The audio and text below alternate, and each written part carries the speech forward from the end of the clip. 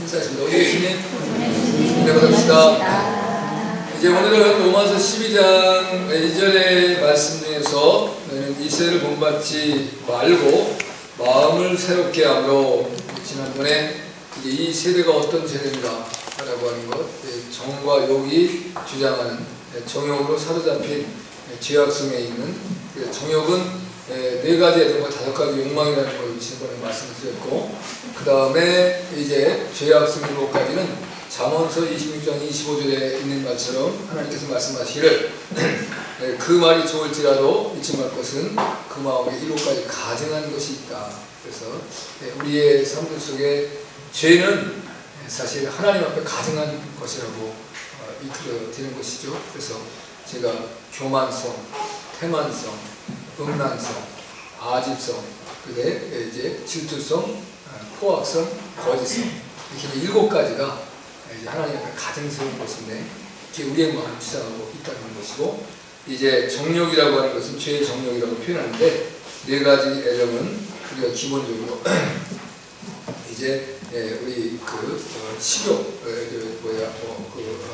욕망이 그 애정은 이제 우리가 이성적인 애정이 있고, 그 다음에 이제 가족 간의 애정, 또 친구 간의 애정, 또 사물의 애정이 있어요. 사물, 물건 좋아하는, 이제 뭐 애완용물 좋아하고, 그 다음에 욕망은 이제 식욕, 그 다음에 물욕, 그 다음에 성욕, 그 다음에 뭐예요?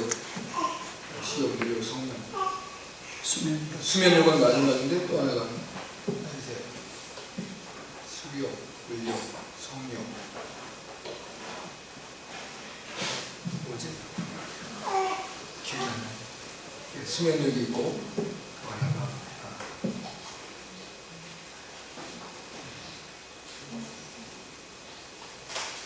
나중에 합시다. 생각 안 나서 그런 욕망이 우리 속에 존재하고 있다는 거예요. 그래서 어떤 사람은 이제 우리가 이제 성경에서는 이제 부딪히는 말씀이 있거든요. 하나님이 그 사랑하는 자에게 잠을 주시는구나. 근데 잠이 무슨 이제 그게 욕망에 들어갑니까? 이제 잠을 즐겨 하려고 하는 사람. 눈이 떠질라고 해도 자고 싶어요. 그럼 이거는 이제 수면력에 빠져 있는 사람. 우리가 피곤해서 일하고 하루 종일 땀 흘렸는데 저녁에 와서 잠자리에 잠 안 들면 그 얼마나 큰 고통이겠습니까? 잠을 잘 주무시는 것은 그 축복이죠. 그래서 이제 수면력이 이제 우리 인간이 가지고 욕망 속에 하나가 있는 겁니다. 이제 그 다음에 명예욕이 있습니다. 명예욕. 이제 명예욕을 빼면 이제 식욕, 물욕, 성욕, 명예욕, 그 다음에 이제 수면욕. 자, 이제 오늘은 이제 마음을 새롭게 해야 된다라는 말씀을 주셨는데, 마음을 새롭게 한다는 말이 참 재미있어요. 이게 쉬운 말이 아닌데, 이런 방금 태어나다, 또 새 것으로 태어나다, 또 어린 마음으로 태어나다, 깨끗한 젊음으로 태어나다 라는 그런 말에서 이 말이 유래됐어요. 근데 우리가 이제 어린아이를 태어났을 때 보면 예뻐요. 세상에 그렇게 아름다울 수가 없죠. 우리가 이제 열왕기하 5장에 보면 아람의 군대 장관 나아만 장관이 이제 왕의 아주 총애를 받는데 하나 문제가 문둥병이라는 병에 걸렸어요. 그런데 이제 아람 사람들도 문둥병이 저주의 병이라고 생각하는지 모르지만 이스라엘 백성들은 문둥병은 하나님의 저주의 병이라고 생각을 했어요. 근데 이 병은 이스라엘 백성들은 함께 살아갈 수가 없거든요. 가족 간에서도 격리돼야 되고, 모든 사람과 격리돼야 되고, 그 다음에 이제 사람과의 가까운 거리에 있으면 나는 부정하다 소리 질러야 돼요. 나 가까이 오면 잘못하면 오염될 수도 있고 전염될 수도 있으니까 그런 처참한 생활을 살았고, 그래서 이 누가복음 19장에도 보면 이제 문둥병들이 몰려 사는 사건이 나오잖아요. 거기에 보면 사마리아인이나 유대인이냐 거기 차별을 안 한다. 왜? 거기서 뭐 이것저것 가리면 그렇지 않아도 어려운 생활의 삶이 고통스러운 거야. 그러니까 죄인이고 의인이고 상관없이 자기들은 어차피 이제 정죄받은 존재로서 사람같이 하는 삶을 살아가는 것이니까 그렇게 살았던 보통 형편이죠. 그런데 이 나아만 장관이 왕의 총애를 받는 국가의 최고의 권력자인데 문둥병에 걸려 고통을 받는데 이스라엘에 와서 이제 엘리사를 만나면 당신이 치유할 수 있다. 그래서 이제는 바리바리 싸들었어요. 이제 은을 은을 12달란트, 그 다음에 금을 이제 또 6덩어리인가, 그 다음에 이제 외투를 이제 가지고 이스라엘에 이제 왔는데, 이 엘리사가 하는 말이 종을 내보내가지고 얼굴도 쳐다보지 아니하고 요단강에 가서 7번 씻어라. 분노가 나는 거죠. 이제 내가 다시 돌아가서 군사를 이끌고 와서 이스라엘을 완전히 멸해버려야겠다는 생각을 했을 때 거기에 참으로 충성스럽고 진실된 부하를 두어서 그 부하의 말이 이제 장관님, 이것보다 더하라고 하는 일을 해도 해야 되는데 여기 온 목적이 무엇입니까? 병 나려고 오지 않았습니까? 강에 7번 데려갔다 오는 것이 뭐 어려워서 그걸 마다하십니까? 그 말을 듣고 강문에 들어갔다가 7번, 6번 때까지는 아무 이상이 없었는데 7번째 데려갔다 놨더니 그 피부가 깨끗해져서 온전히 어린아이의 피부가 됐더라.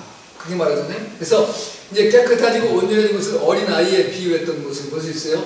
아이들의 피부를 이렇게 만져보면 이게 뭐라고 표현할 거예요? 스펀지도 아니고 아주 탄력이 있는데 아주 부드럽고, 그 다음에 잡티도 없고, 그게 뽀얗고, 너무 이제 순수하고, 아이들이 웃는 모습 보세요.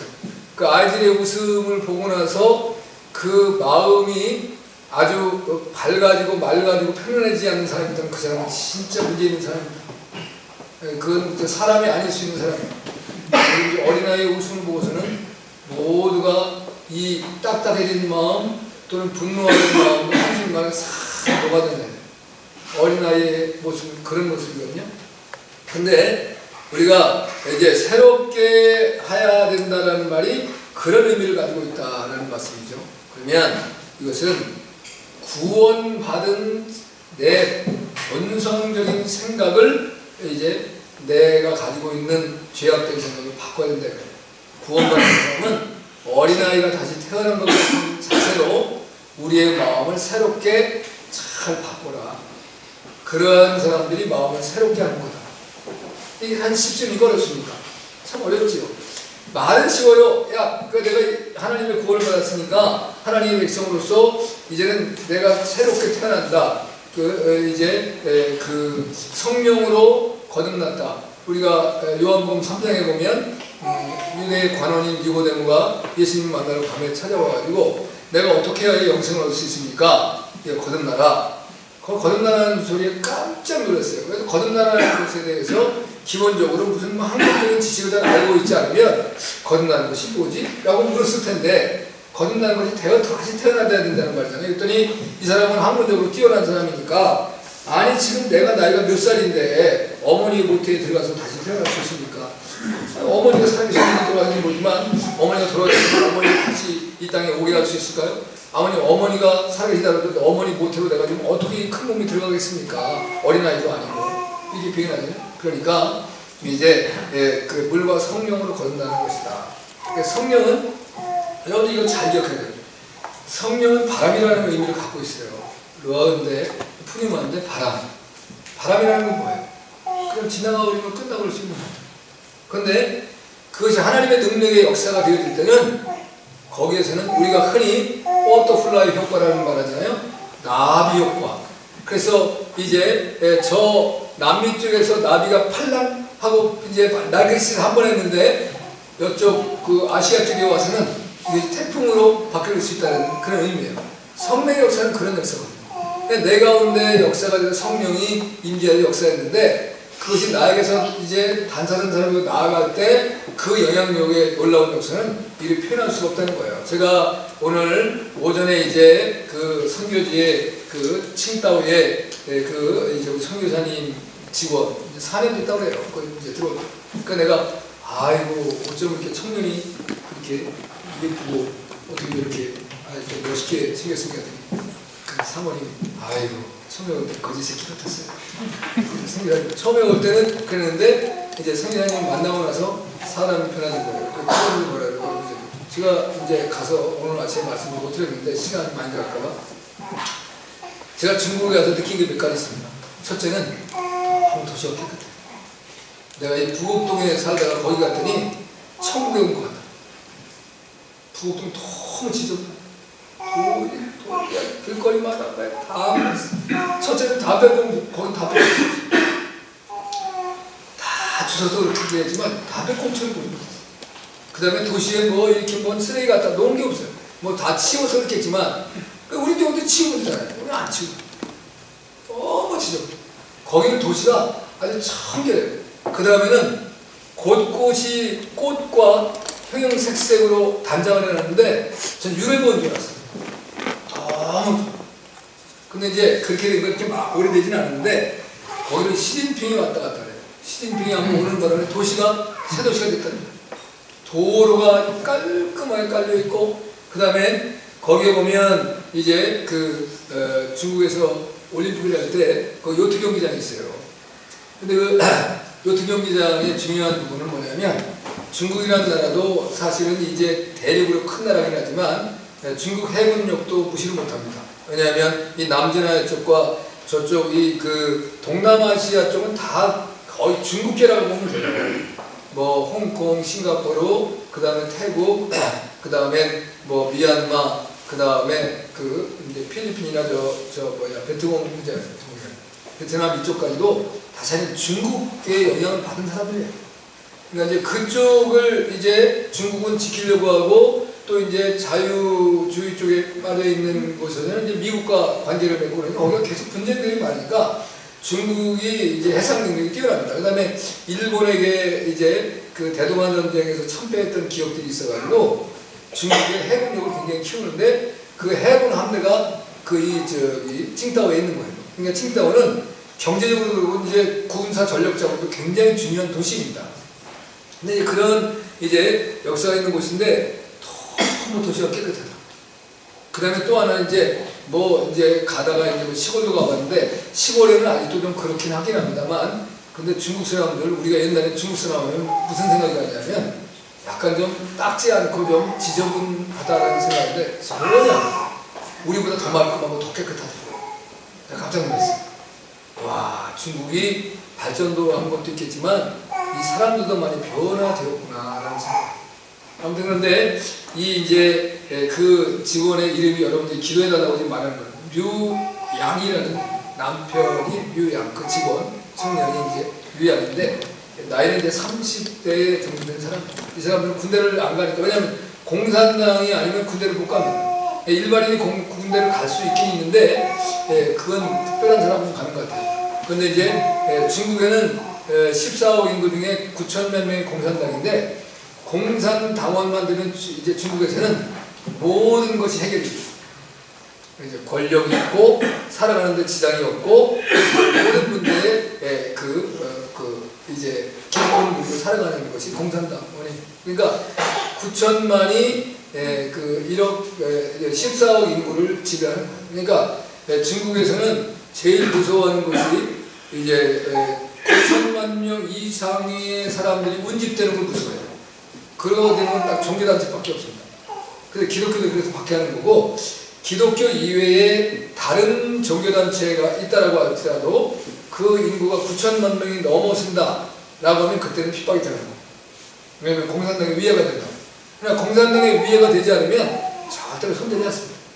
왜? 그건 이제 이민들이 따라오면 되는 거니까 살아가게 되어지니까. 근데 이제 이 사람은 공산당이 아니니까 군대를 안 갔다 왔죠. 그래서 이제 한 고향에서 자라서 자매를 같이 이렇게 만나고 결혼을 한 사람이에요. 그래서 그 부인은 우소매, 그 다음에 이제 그 아들이 4살인데 류청호예요. 근데 제가 오늘 오전에 드리지 못한 말씀 중에 하나는 이 친구가 이제 바람났다 그러잖아요. 우소매가 감을 낳는데 이제 아이가 있어요. 아이를. 근데 이게 이제 자기 아이인지 바람난 아이인지 모르잖아요. 그죠? 근데 여자는 알 거예요. 남자는 알 수가 없죠. 그러니까 이제 남자가 고민에 빠진 거죠. 그러니까 이제 선교사님이 그랬어요. 그랬습니다. 생명 하나님의 것인데 만약에 내 아이가 아니라고 할지라도 내가 기르면 네 아이다. 그렇지 않나요? 그러니까 기도하고 그 아이를 낳아서 내 아이니 남의 아이니 따지지 말고 기도하라. 그랬더니 얘가 순종을 한 거예요. 주님 마음 같습니다. 근데 또 이제 그 아내도 고민했는데 보니까 아내가 이 아내는 아직 예수님을 안 믿어요. 근데 그 아내는 이게 이제 당신 아기라고 얘기하는 거예요. 근데 제가 느끼면 남편의 아이가 아니에요. 이건 내가 볼 때 이제 불륜의 관계의 아이 같아요. 왜 그랬냐? 이 아이가 이제 되는데 이 아이가 태어났는데 너무 일찍 태어났어요. 그래서 인큐베이터에 들어갔다가 나왔는데 이게 그 천성적으로 질병을 가지고 있는 두 개의 질병이에요. 하나는 신장에 문제가 생겨서 이제 신장에 문제가 생기고 또 하나는 무슨 병이라 그러죠? 하여튼 두 가지 병이 생겼는데 이 애가 그래서 이 부모가 좀 살려보려고 무지하게 노력을 했어요. 그 그 칭다오에서 청도에서 북경 굉장히 멀잖아요. 북경을 가지고 북경에 최고 좋은 병원에 가서 걔를 치료했는데 거기에 북경에 100명의 그 중국에서 이 그 불치병의 아이들이 오면 98명이 치료를 받고 간답니다. 2명이 죽는다. 근데 얘가 2명 중에 하나에 속한 거. 그 병원에 죽질 않았는데 이제 그 북경에서 가망이 없다라고 해서 집에 데려오고 이제 집에서 나름대로 정성을 다해서 그를 사랑하고 키웠는데 얘가 이제 복수가 차기 시작해요. 근데 복수만 차는 건데 등어리에도 물이 찬 거예요. 얼마나 애가 장기를 누르니까 이제 호흡하기 어렵겠어요. 근데 이제 그게 이제 부모가 이제 도시에 있으니까 그 애를 다 케어할 수 없으니까 부모님이 모시는 시골에 가서 그 애를 돌보셨는데 이 애가 이제 친척이 와가지고 그 애를 다 안아줬는데 그 아주 처음으로 한번 환하게 웃더래요. 애가 그때까지는 너무 숨쉬기도 어려우니까 조그만 애가 막 이게 앞뒤로 누르고 장기를 누르고 골동 누르고 그러는데 마지막 탁 그렇게 웃더니 그대로 다 운명을 하더라는 거죠. 하나님 축복이죠. 근데 제가 이제 그 이야기를 들으면서 이거는 이제 두 가지 생각이 났습니다. 하나는 호세아의 생각이 났고 하나는 이제 다윗의 생각이 난 거죠. 다윗이 바스바와 사이에서 낳은 아기를 하나님께서 8일 만에 데려가시거든요. 죽게 만들어요. 그때 다윗이 금식하면서 하나님께 기도한 거죠. 혹시 긍휼을 여기서 살려주시면 감사하겠지만 그러니까 밑에 있던 신하들이 그 왕 앞에 말을 못하는 거 죽었다는 얘기를 할 수가 없는 거예요. 왕이 아파 있는데도 금식을 했는데 죽었다는 소식을 들으면 충격을 받았고 어떤 일이 생길까봐 왕이 얼마나 눈치가 빠른 사람이 다윗이 일개 목동에 있다가 일개 국가의 군왕이 됐는데 그 이제 성경에 나와 있는 사울에게 쫓기는 문제뿐만이 아니라 그가 겪었던 가정사에서 형제들에게 받는 그 이제 불합리한 대우와 그 다음엔 그런 모습에서 이 사람은 실질적으로 굉장히 민감한 그 감각적인 능력이 있는 사람이에요. 그러니까 신하들의 모습을 보고 나서 죽었구나. 내 아들이 죽었느냐. 소리 없지만 예 그렇습니다. 그 말에 이제 일어나서 음식을 가져와. 그러니까 신하들이 더 놀라는 거 같아요. 아니 이게 웬일이야. 이제 아프다고 할 때는 금식하시더니 죽었다니까 음식 못해. 이제는 다시 돌아올 수 없는 길이기 때문에 내가 먹고 걱정을 살펴야 된다. 엄마 현명하고 훌륭한 신부입니다. 호세아는 자기의 아내를 하나님께서 데려오라고 할 때 북왕국 이스라엘의 마지막 선지자잖아요. 북왕국 이스라엘이 어떻게 타락한 것을 보여주기 위해서 부정한 여인 고멜을 데려다가 내 아내로 삼아라. 하나님 그전에 부정한 여인입니다. 성경에서는 부정한 여인과 결혼하지 말라고 분명히 말씀하셨는데 어떻게 제가 그 아내를 데려올 수 있겠습니까? 제가 하나님의 선지자를 일반 평민도 아니고 내 말을 따르라. 들어라. 하나님의 말씀을 내가 들어갔어. 아이를 셋이 낳았습니다. 이제 두 딸과 이제 한 명의 아들을 낳죠. 근데 그러고 남에도 불구하고 이 여인이 또 바람을 펴요. 근데 데려오려니까 그 다음에 바람이 나갔는데 데려오려면 그 남자에게 지창금을 줘야 돼요. 근데 그 남자에게도 지창금을 주고 고멜을 데리고 왔어요. 그러면서 이 하나님의 마음과 하나님의 심정을 알게 하는 거예요. 내가 사랑해서 내가 핏값으로 세운 내 백성, 내 백성들이 하나님을 섬기지 않고 다른 우상을 따르고 섬기는 모습이 얼마나 하나님의 마음이 아플까. 호세가 그 마음을 가지고 피를 토하는 심정으로 백성들에게 복음을 전하자 백성들이 받지 않았습니다. 그래서 이 친구를 보면서 내가 이제 그때 이 이야기를 딱 듣는 순간에 얘는 하나님의 큰 일을 감당한 사람 같다. 그래서 이제 이 칭따오라는 청도에서 친구가 이제 조선족이니까 조선족을 중심으로 일을 하겠지만 또 한족을 중심으로 하실지는 모르겠죠. 여러분들이 기도를 열심히 해주셔서 이제 류양이라고 하는 친구로 말미암아 이제 하나님의 큰 역사를 이루고 중국에 또 위대한 하나님의 복음의 사역이 나타나시기 위해서 기도하시기 바랍니다. 제가 다음 주 이제 이제 우리 그 구역 공부하는 데가 이름하고 다 소개를 하겠습니다. 두 번째는 자신이 잘못된 삶의 형태를 품고 산 것이 있다고 한다면 그걸 바꾸라는 것입니다. 내가 잘못된 형태의 삶. 우리가 모두가 다 예수님을 믿을 때 기본적으로 난 정말 주님이 너무 감사해서 내가 오직 예수님이 말씀하신 것처럼 마태복음 6장에서 너는 먼저 하나님의 나라와 의를 구하라. 먹고 마시고 기구하고 살아가는 일 때문에 하나님께 구하고 찾고 매달리지 말라. 그게 중요한 게 아니라 하나님의 나라와 의가 중요하다. 그걸 찾으면 그 모든 것들이 너에게 부족함 없이 채워주겠다. 이스라엘 백성들이 광야 40년 동안 이제 굶지 않고 또 가라지 아니하고 또 이제 질병에 시달리지 않고 또 옷이 헤어지지 아니하고 또 신발이 떨어지지 아니하고 또 대적이나 도적들이 그들을 침범하지 못하고 공격하지 못하게 해줬던 것들을 기억해라. 이 말씀이죠. 그게 40년이에요. 저는 여러분이랑 태어나서 부모님의 도움을 받고 내 개인의 일생에 한 40년 살면 거의 다 끝나가는 거예요. 인생. 오늘 신문을 봤더니 이제 인터넷 신문을 봤더니 이제 정년을 우리나라가 65세로 늘리려고 지금 하고 있습니다. 그러니까 정년을 65세까지 늘리면 노인을 섬기는 부담이 한 9년 정도 줄여준다고 해요. 근데 이게 이제 뭐 국회에서 통과가 돼야 될 일이고 여러 가지가 이제 문제가 생겨나긴 하겠지만, 그러나 이제 젊은이들에 대한 문제는 더 걱정이 되는 거예요. 왜? 노인들의 정년을 늘렸을 때 그러지 않아도 젊은이들이 직장을 얻기가 어렵고 살기가 힘드는데 이게 어떤 문제가 생겨질 것이냐 라는 문제와, 기본적으로 직장을 다니면 젊은이가 처음 들어왔을 때보다 직장을 오래 다니는 사람의 월급이 훨씬 많습니다. 그러면 정년을 늘렸을 때 이 월급에 나가는 회사의 부담이 너무 큰 거예요. 근데 이제 기본적으로 지금까지 정년을 정해놨을 때는 정년을 퇴직하고 그 직장을 다시 연장해 다닐 수는 있어요. 근데 그때의 월급은 한 70% 내지 몇 프로 줄어들어요. 왜냐면 정직원이 아니니까. 그러나 이제 회사가 그분이 가지고 있는 회사에 대한 노하우가 있어요. 그게 무슨 뭐 생산 공장에서 일을 했든 어떤 뭐 아이디어를 내는 일을 했든 다 그 능력이 있는 거잖아요. 우리가 흔히 텔레비전에 보면 달인이라는 프로 나오죠.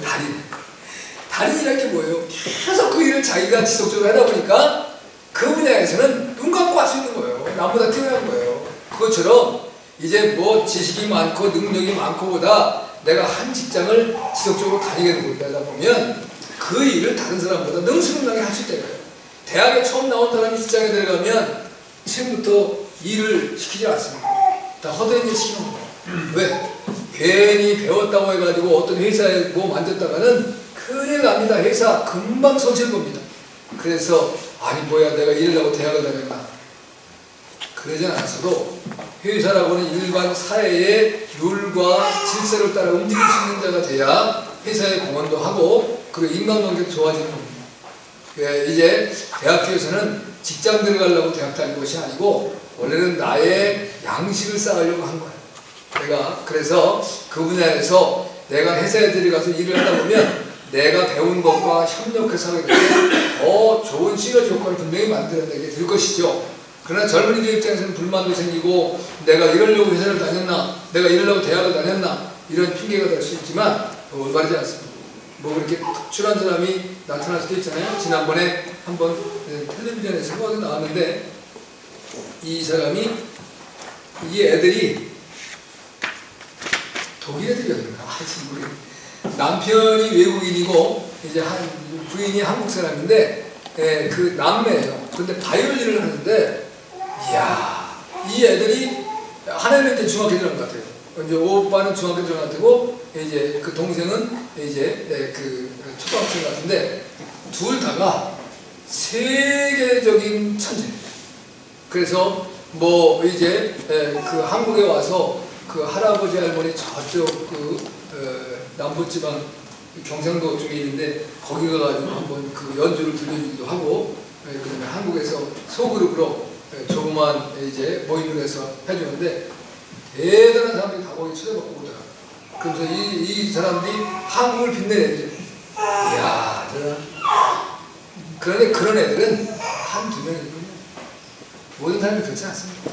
일반적으로는 그런 것을 인정하고 우리가 다르게 살아가는 거죠. 그냥 내가 잘못된 삶의 형태, 내가 예수님을 믿고 나서 내가 예수님으로부터 무엇을 얻을까? 내가 예수님에게 무엇을 이제 뺏어갈 게 있을까? 이런 생각이 우리 많이 쓸 수 있다는 거예요. 근데 그걸 다 내려놓고 어떻게 하면 나같이 부족하고 죄악된 인생을 살리신 주님의 은혜가 너무 감사해서 내가 일생을 살아가면 주의 영광을 위해 살아갈 수 있을까? 내가 어떻게 한다면 하나님의 나라의 이제 확장과 하나님의 나라를 권고히 그리고 건강하고 견고하게 세우는 데에 일조를 할 수 있을까라고 하는 것을 초점을 맞춰주는 삶으로 바뀌어야 된다는 거예요. 아멘. 여러분들이 지난 세월 동안, 지난 시간 동안 어떤 생각이 있어도 상관이 없습니다.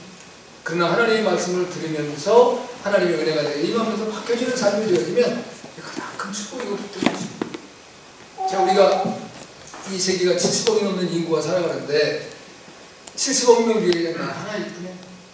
그 많은 인구에 보면 나는 참 하나의 점도 안 되는 부족한 존재임에도 불구하고 하나님은 나를 친히 사랑하셔서 나에 관심을 가지시고 나를 죄악에서 건져주시고 하나님의 자녀 삼아주셨다는 것이 생각하면 할수록 너무 감사한 거예요. 그래서 이 세상에 수많은 사람들이 살아갑니다.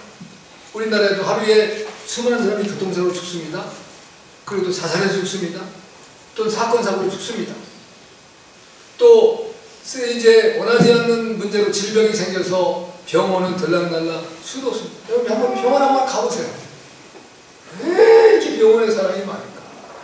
아니 지금 의술이 발달했다고 하는데 과학이 발달했는데 이렇게 좋은 약과 이제 훌륭한 의사 선생님이 많으신데 왜 이렇게 환자는 많은 거예요?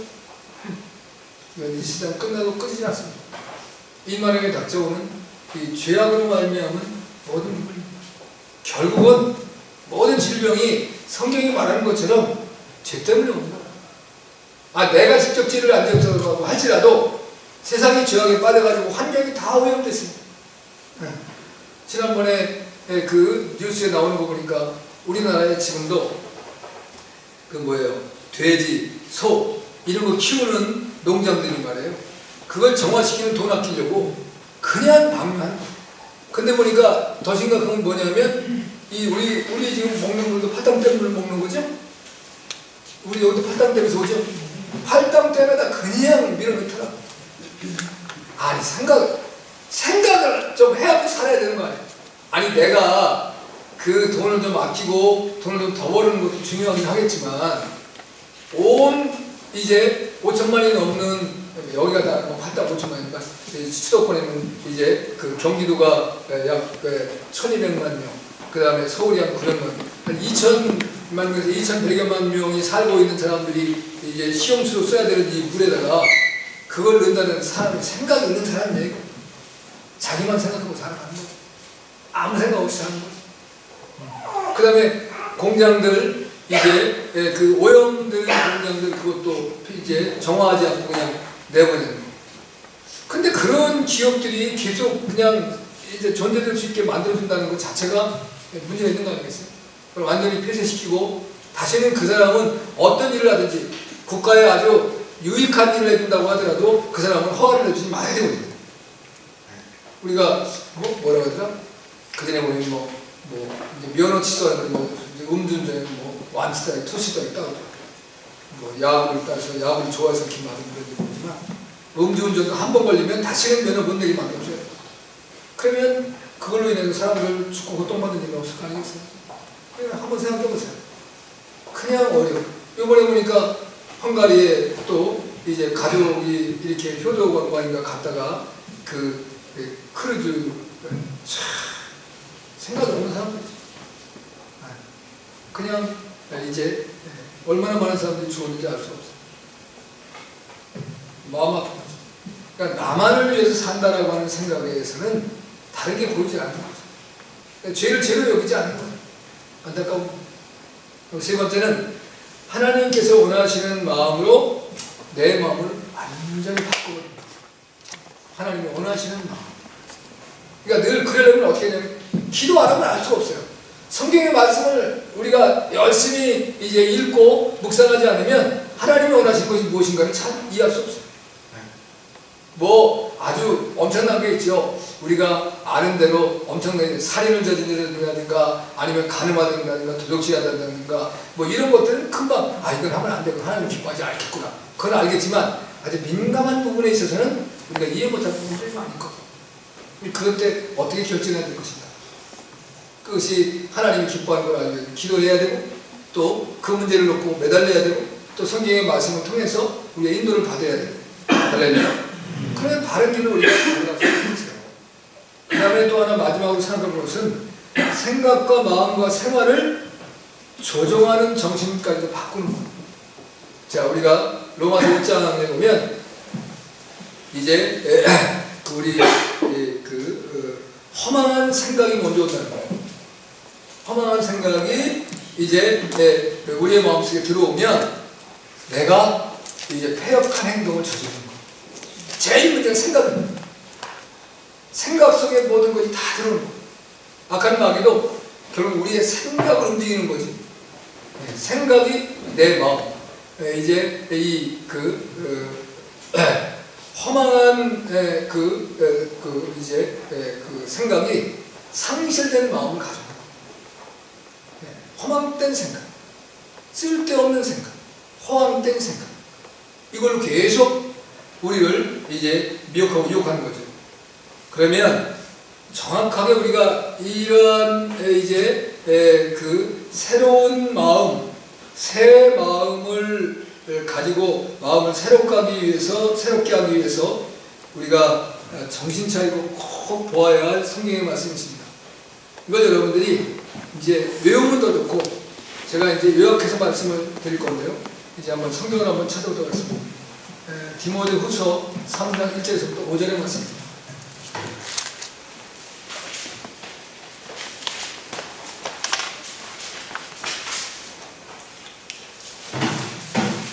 디모데후서 3장 1절로부터 5절의 말씀.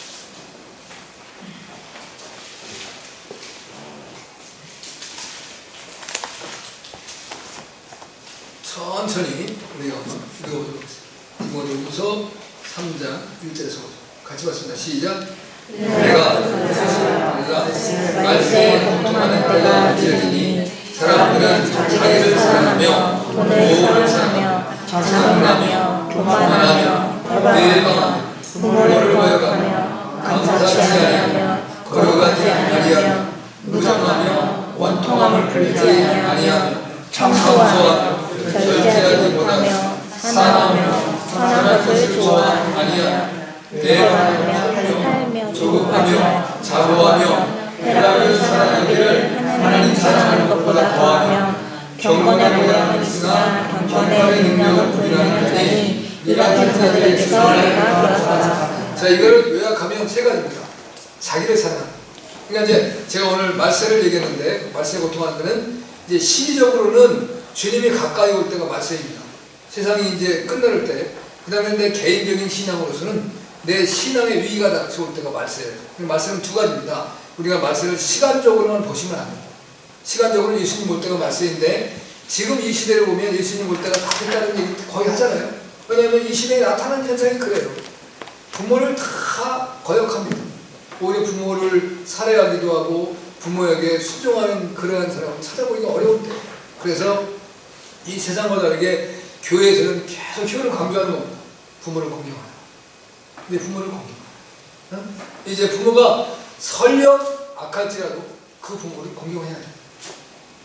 그래서 부모가 변화되는 역사를 이렇게 만들어내야 되는 겁니다. 자, 그 다음에 자기를 사랑한다는 거에 다 포함되는 거예요. 나만을 사랑하니까 다른 사람 신경 잃지 않는 거죠. 거짓말하고 참소하고 그 다음에 이제 무정하고 감사가 없고 절제하지 않냐고 싸납고 또 선한 근조하고 배반해서 조급하고 이제 그 다음엔 또 돈을 사랑합니다. 돈 사랑. 돈 지금 이 시대에 모든 대한민국뿐만이 아닙니다.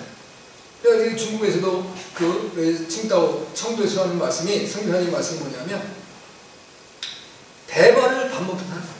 거기도 중국에는 지금은 이제 풀렸지만 전에는 얼마나 나면 한 잔에 낳기 운동을 했어요. 중국에는 자녀를 하나 이상 낳으면 낳을 수는 있지만 나오면 이제 포직에 못 들어가요. 애는 적이 없는 애예요. 그러니까 이 중국에서 인명 경시 사상이라는 것이 왜 그 사람이 인명을 경시하겠어요? 근데 그래서 나타나는 거예요. 그러니까 이제 이 호적에 올라가 있지는 않으면 죽어도 아무 상관이 이상이 없는 거예요. 죽어도 뭐 어디에 적동물이면 사람도 아니고 짐승도 아니고 동물도 아니고 이게 뭐냐? 근데 지금 그걸 풀었어요. 그러다 보니까 거기에 여자를 가지고 거의 낙태를 한 거예요. 그러니까 지금 중국의 문제가 뭐냐면 여자가 부족해요. 남자는 넘쳐나는데 여자가 부족해요. 그러니까 제가 이렇게 가다 보니까 그 유치원에서 이렇게 이제 관람을 하고 이렇게 뭐 이제 전체적으로 왔는데 그 남녀의 비율이 심하게는 9대1, 저 웬만하면 8대2 정도 되더라고요. 그래서 물었어요. 이러면 어떻게 하면 되냐 했더니 아프리카 쪽에서 사람을 돈 주고 사오면 되는 거예요. 이제 여기다 싼 데에서 사람을 사와야 되니까 다른 데서 사올 수가 없어가지고 그래서 저쪽 이제 중국의 변방으로 가면 흑인들이 넘쳐난답니다. 왜냐면 아내가 결혼할 수가 없는 거예요. 그러니까 중국 사람들이 젊은이들이 결혼을 하기 위해서 별짓을 다 합니다. 돈 되는 일이라면 사기치고 사람을 죽이고 별짓 다. 왜? 결혼하려고. 그러니까 결혼할 부인을 얻으려면 돈이 있어야 되잖아요. 이게 중국 사회의 좀 사회적인 문제더라고요. 그러니까 하나님께서 허락하시는 이 남자와 여자의 비율은 하나님이 정리를 하시는 거죠. 그러니까 인간의 욕심을 따라서 내 욕심을 가져서 아이를 낳고 아이를 이제 산을 제한시키고 이건 사실 올바르지 않습니다. 하나님 절대로 기뻐할 수 없는 거죠. 하나님이 남자와 여자를 만드셨는데 그 비율을 하나님이 얼마나 잘 맞춰주시겠어요. 근데 인간은 자기 욕심을 따라서 그렇게 해놨어요. 그러니까 이제 돈이면 다 된다는 생각을 합니다. 그러니까 청년들이 결혼하려고 돈 벌으려고 거짓말하고 사기치고 도둑질하고 강도질하고 다 한다.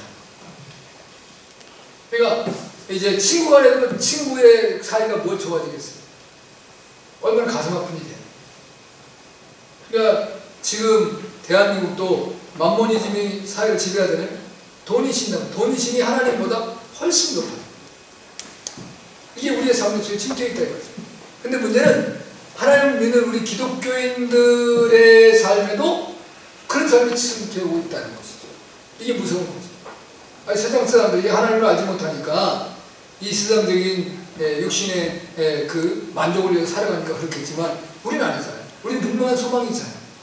우리는 여기가 나그네요 행인이고 우리는 우리의 본향이 있는데 본향을 향해서 가는 우리가 그들을 따라갔어야 되겠네. 그들이 보고 부러워하고 저 예수님을 믿는 사람들의 삶은 전혀 우리와 다르다. 저분들은 경건하고 저분들은 진실하고 저분들은 정말 사람을 소중히 여기고 그리고 하나님을 존중히 여기고 저 사람들이 살아가는 삶이 정말 인간적인 삶이로구나. 이걸 좀 느낄 수 있게 해줘야 되잖아요. 근데 우리가 오히려 세상을 따라가니 세상 사람들이 우리를 얼마나 우습게 여기겠어요. 저 웃기는 사람들이다 라고 그러겠지. 그 다음에 또 하나는 쾌락을 하나님보다 사랑한다. 세상은 이제 만족과 기쁨을 누리기 위해서 쾌락을 찾아서 여기저기 애를 쓰게 돼요.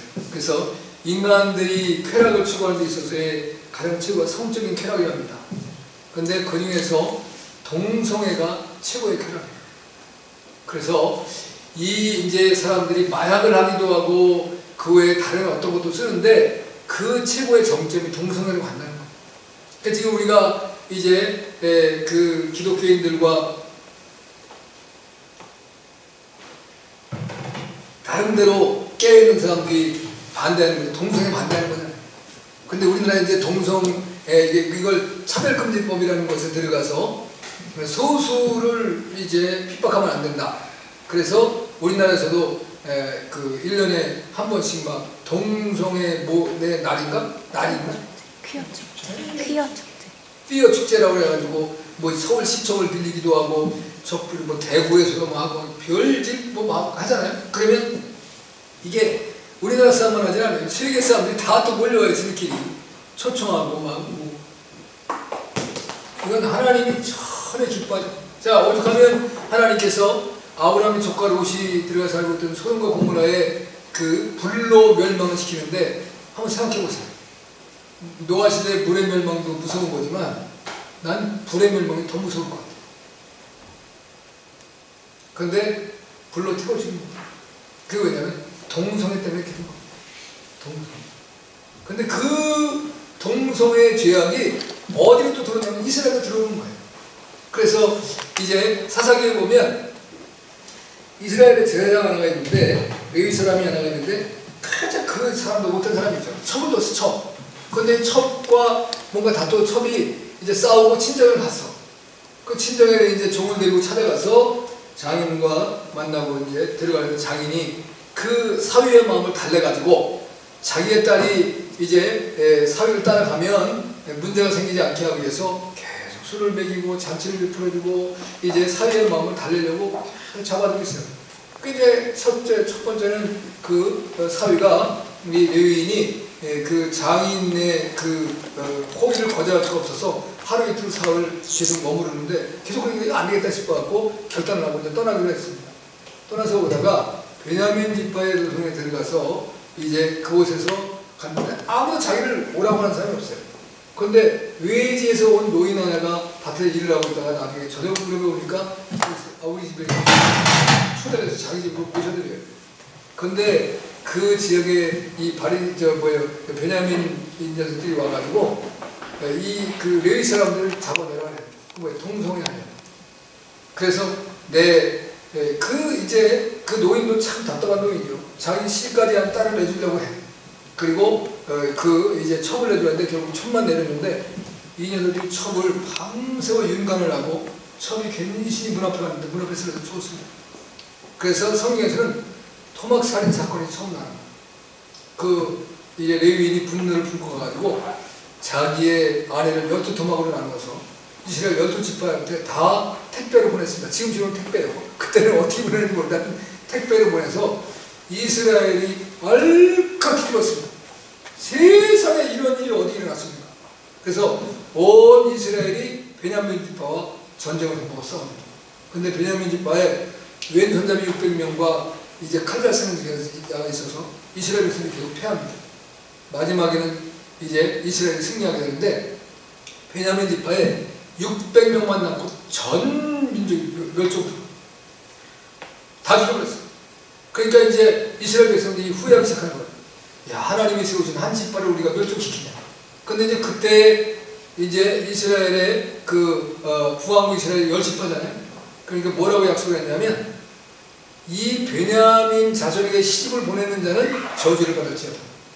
그리고 시집을 아무도 안 보내기로 했어요. 큰일 났어요. 그러니까 이제 남성, 청년, 군사 600명만 남았는데 이게 장가를 드려야 이제 시족이 번성할 텐데 저주받는 게 방법이 없잖아요. 그래서 꾀를 쓴 것이 그들이 이제 열리는 연회에 여자들을 보쌈에다가 이제 난 능력껏 살아라. 그거는 어차피 이제 우리가 보낸 게 아니고 그냥 원래 훔쳐간 거니까 보쌈이 훔쳐간 거잖아요. 그래갖고 베냐민 지파를 이제 살려내는 역사가 나타나는데 이 범죄가 그렇게 무서워. 한 이스라엘 지파가 멸종될 뻔했습니다. 소돔과 하나님께서 불로 심판하셨지만 그래서 우리도 이제 이 기독교 국가에서 아주 이 동성애 문제에 대해서 왜 저렇게 저 못된 것들 자기들이 알아서 사명을 해주면 왜 저럴까? 하나님께서 그들만이 아니라 이 민족의 심판을 내릴까 하는 염려 때문에 그런 거지. 저는 그런 생각을 해요. 아니면 국가가 그렇게 하는 사람들 어디 섬 하나 띄워줘가지고 거기서 실컷 동생하고 살라고 내줘라. 그렇게 정책적으로 하면 좋지 않을까?